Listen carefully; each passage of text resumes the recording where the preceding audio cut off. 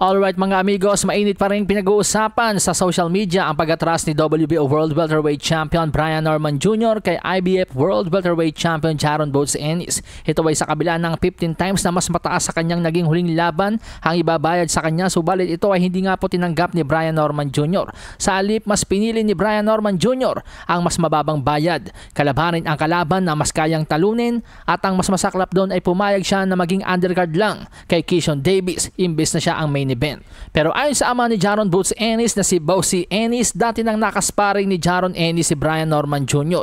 Nireto daw ito ng manager ni Ennis na si Cameron Duncan. Hindi nga daw po gawain ni Bossy Ennis ang magkwento ng mga nangyayari sa sparring session. Pero dahil putak ng putak sa social media si Brian Norman Sr., ibabahagi daw po ni Bossy Ennis ang tunay na nangyari sa sparring. Ang nangyari nga daw po mga amigos sa sparring, isang body shot daw ang tumama kay Brian Norman Jr. at bumagsak ito. Panoorin natin mga amigos ang mismong panayam kay Bossy Ennis. But I have to tell the truth. Boots hit him with a body shot and dropped him in here.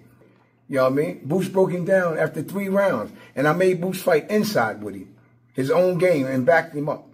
At dahil nga po dyan sa panayam na yan, wika ng ilang mga boxing fans ngayon, hindi daw pala nakapagtataka na tanggihan ni Brian Norman Jr. ang laban kay Boots Ennis kahit pa malaking pera ang offer sa kanya. Dahil pala sa binugbog pala ni Jaron Ennis itong si Brian Norman Jr. sa naging sparring session nila.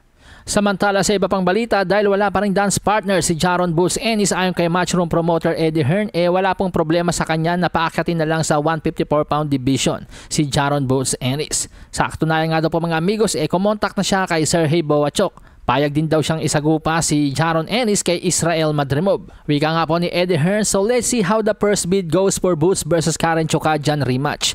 I also have no problems with Boots moving to 154 pounds. I've reached out to Sergey Bohachuk. I think that's a great fight. You've got Israel Madrimov. You've got some great fights at 154 outside of the champions. Sa kabilang banda, binakante na nga po ni Terence Bud Crawford ang kanyang WBA welterweight title.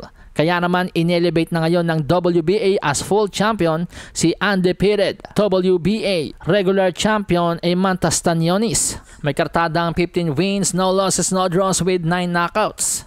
Ngayong full champion na po itong si Eimantas Stanionis, may posibilidad na po na magkaroon ng unification si Jaron Boots Ennis at si Eimantas Stanionis, o kaya naman si Eimantas Stanionis kontra kay Mario Barrios or Brian Norman Jr.